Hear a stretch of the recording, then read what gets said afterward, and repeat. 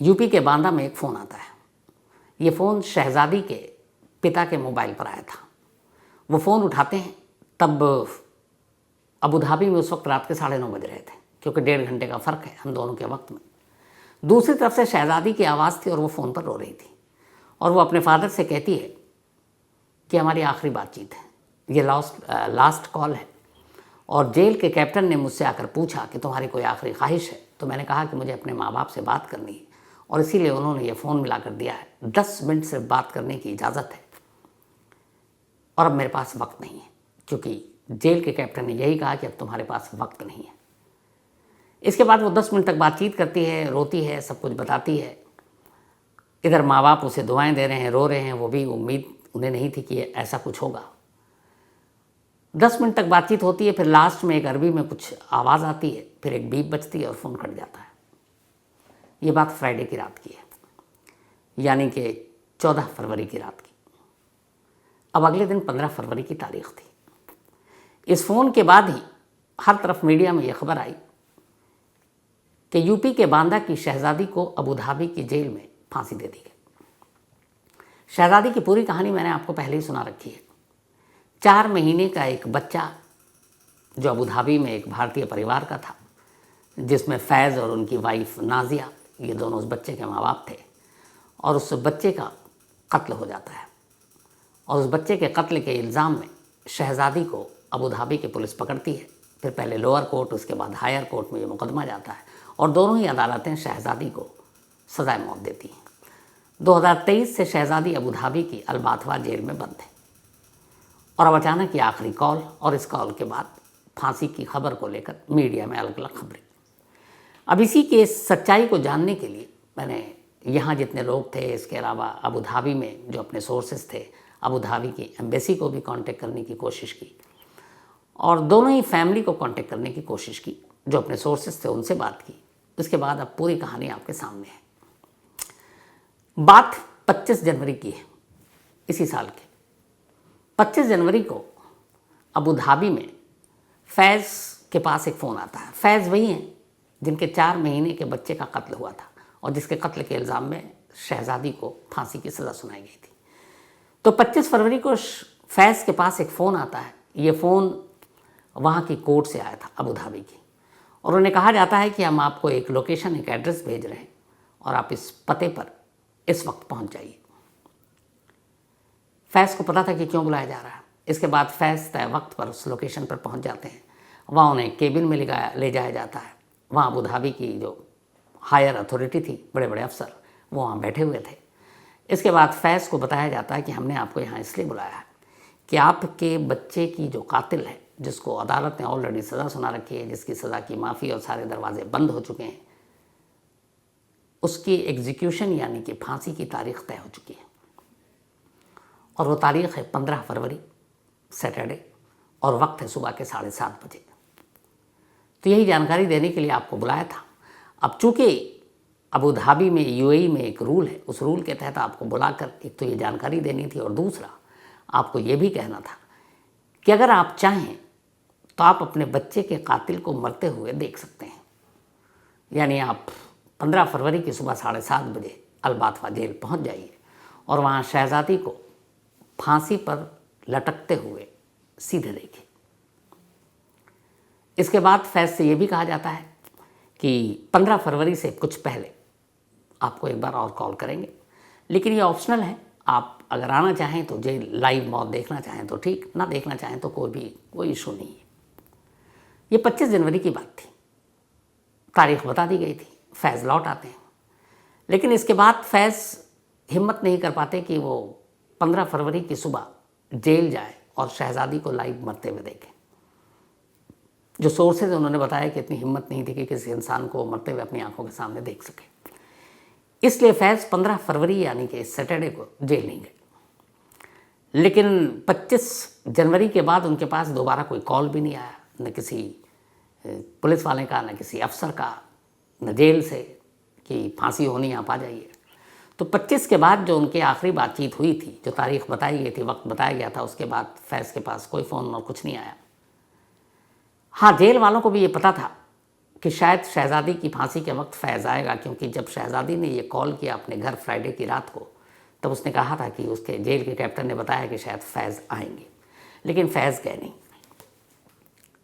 अब इधर फ्राइडे की रात कॉल, उधर फैज़ को 15 फरवरी को जाना, वो गए नहीं।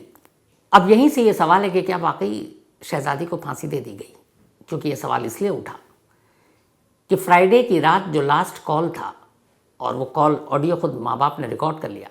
इस कहानी के आखिर में वो पूरी जो बातचीत है जो शहज़ादी ने कॉल किया जेल से, वो मैं आपको सुनाऊंगा, लेकिन उस कॉल की डिटेल पहले आपको बता देता हूँ। वो कॉल, जैसा मैंने शुरू में कहा कि ये लास्ट कॉल है, 10 मिनट का वक्त है, अब उसके पास ज़्यादा वक्त नहीं है और उसे एक अलग कमरे में शिफ्ट कर दिया गया। आमतौर पर जब किसी को फांसी दी जाती है तब उसे बिल्कुल अकेला एक अलग कमरे में शिफ्ट कर दिया जाता है, जो फांसी घर के करीब होता है। 4 महीने के बच्चे के कत्ल का इल्ज़ाम शहज़ादी पर था, और याद आया कि ऐसे ही बहुत पहले कत्ल हुआ था जिसमें एक पत्नी के कत्ल का इल्ज़ाम एक पति पर आया था, लेकिन वो अजीब सा था, क्योंकि कत्ल करने के बाद पति अपनी पत्नी की लाश को ठिकाने लगाने के लिए एक तंदूर में डाल देता है। नैना साहनी तंदूर कांड, ये कहानी कुकू एफएम के ऑडियो लर्निंग प्लेटफॉर्म पर मौजूद है, वहाँ जाकर आप इसे सुन सकते हैं। लेकिन याद रहे, वक्त तेज़ी से निकल रहा है, और एक बार जब फ्री ट्रायल स्लॉट्स ख़त्म हो जाएंगे तो फिर यह मौका हाथ से निकल जाएगा। तो इस औसम मौके को मिस मत करें, अभी अपने फ्री ट्रायल लें और क्राइम की बेस्ट स्टोरीज सुनना शुरू करें। After 14 days the subscription plan will be activated. अब इसीलिए हमने अबू धाबी के भी बहुत सारे अपने जो सोर्सेस थे, बाकी लोगों से बात की, कुछ सोर्सेस के नाम आपको बताऊंगा नहीं, लेकिन इन्हीं सारी बातचीत के दौरान केस के बारे में बहुत सारी नई जानकारी मिली। ख़ास तौर पर पहली बार उस 4 महीने के बच्चे की फैमिली की तरफ से। इस फैमिली का कहना था कि देश में, मतलब भारत में, उन्हें एक कल्प्रिट के तौर पर पेश किया जा रहा है और शहज़ादी को एक विक्टिम के तौर पर, जबकि वो विक्टिम है। उनके 4 महीने के बच्चे को उनसे छीना गया, लेकिन उनको विलन के तौर पर पेश किया गया है। उन्होंने इस पूरे केस के बारे में जो जानकारी दी है वो ये है कि जब इस बच्चे का कत्ल हुआ, मौत हुई, तो उन्होंने पुलिस को इन्फॉर्म किया, बस उनका इतना काम था। इसके बाद पुलिस ने जब इन्वेस्टिगेशन किया तो इनके हिसाब से शहज़ादी ने एक्सेप्ट किया और उसने कहा कि मैंने गुस्से में उस बच्चे को मारा है। और गुस्सा क्यों? इसलिए कि वो दिन भर उसकी देखभाल करनी होती थी और वो अब वहाँ से निकलना चाहती थी, एक रीज़न ये था। दूसरा, जब कोर्ट में ये मुकदमा शुरू हुआ तो ख़ुद इस बच्चे की फैमिली ने, बल्कि इसके पिता ने, अदालत में ये पूछा था कि क्या सज़ाए मौत के अलावा उम्र कैद की सज़ा भी दी जा सकती है शहज़ादी को। शायद वो नहीं चाहते थे कि सज़ाए मौत मिले, लेकिन तब कोर्ट ने कहा कि अब बहुत देर हो चुकी है, आपने बहुत देर से ये बात कही, अब कुछ नहीं हो सकता, जो मैक्सिमम पनिशमेंट है वही मिलेगा। हालांकि इससे पहले कोर्ट में इस बच्चे की फैमिली की तरफ से दो या 3 बार ये पूछा गया था। वहाँ 2 शब्द हैं, एक है किसास, QISAS, शायद ये स्पेलिंग है। किसास का मतलब, ये अरबी शब्द है, इसका मतलब होता है बदला। बदला जो आपको पता है शरिया लॉ के हिसाब से है कि हाथ के बदले हाथ, आँख के बदले आँख, तो जान के बदले जान। तो ये इस फैमिली से बच्चे के पूछा गया था कि आपको किसास चाहिए या फिर लीवर मतलब बख्श दो। किसास का मतलब है बदला, यानी कि मौत के बदले मौत, और लीवर मतलब ये कि माफ़ी या बख्श दो। तो इस फैमिली के सामने दिक्कत ये थी कि ये माफ़ किसास तो करना नहीं चाहता था, मतलब बदला नहीं लेना है, लेकिन माफ़ी भी नहीं देनी है। तो बीच का रास्ता क्या है कि फांसी ना उम्र कैद की सज़ा हो जाए। लेकिन वहाँ का कानून ये है कि वो किसास और लीवर पूछते तो हैं, इसके बीच का कोई रास्ता नहीं है उनके पास, बस इन्हीं 2 में से आपको एक चुनना है। मतलब अगर आपने कह दिया किसास तो फिर सज़ाए मौत, और आपने कहा लीवर, तो इसका मतलब है कि फिर उसको फ़ौरन छोड़ देंगे, फिर उसे आगे जेल में नहीं रखेंगे, उसी वक्त उसकी सज़ा माफ़ और वो जेल से बाहर। पर फैमिली ये नहीं चाहता था कि शहज़ादी को अगर वो लीवर देते हैं तो वो फ़ौरन माफ़ी मिल जाए और वो उसी वक्त जेल से निकल जाए। उनका ये था कि उसे उसके किए की सज़ा मिलनी चाहिए, कम से कम चाहे वो 10 साल, 15 साल या 20 साल जेल में रहनी चाहिए। लेकिन अबू धाबी के रूल के हिसाब से एक बार आपने उसको बख्श दिया, माफ़ कर दिया, तो फिर वो जेल में नहीं रहेगी, उसको निकाल दिया जाएगा। इसीलिए इस फैमिली ने इन दोनों ऑप्शन का इस्तेमाल ही नहीं किया, किसास और लीवर का। बट उनका कहना ये था कि जो कुछ भी शहज़ादी के साथ हुआ वो अबू धाबी की पुलिस और फिर वहाँ की 2 कोर्ट, लोअर कोर्ट और जो वहाँ की सुप्रीम कोर्ट, उसने तमाम सबूतों को देखकर और उसके इकबाल जुर्म को देखकर अपना फ़ैसला सुनाया। इस फैसले में हमारा हाथ नहीं था। फैमिली की तरफ से जो बात हुई उसमें यह भी था कि असल में फैज़ और नाजिया ये 2 हस्बैंड वाइफ हैं जो यूपी के रहने वाले हैं और वहाँ जॉब करते हैं। नाजिया एक कॉलेज में प्रोफेसर है और फैज़ एक प्राइवेट कंपनी में वहाँ जॉब करते हैं। तो इनका पहला बच्चा हुआ था, वो 4 महीने का था और उसी वक्त उन्हें एक ज़रूरत थी नैनी की जो उस बच्चे की देखभाल कर सके, क्योंकि हस्बैंड वाइफ दोनों काम करने वाले थे, ऑफिस जाते थे या कॉलेज जाते थे। तब उन्होंने अपने एक कज़न को जो आगरा में रहता है उससे कहा था कि अगर कोई ऐसी हाउस हेल्पर मिल जाए नैनी जो बच्चे को संभाल सके तो तुम देखो।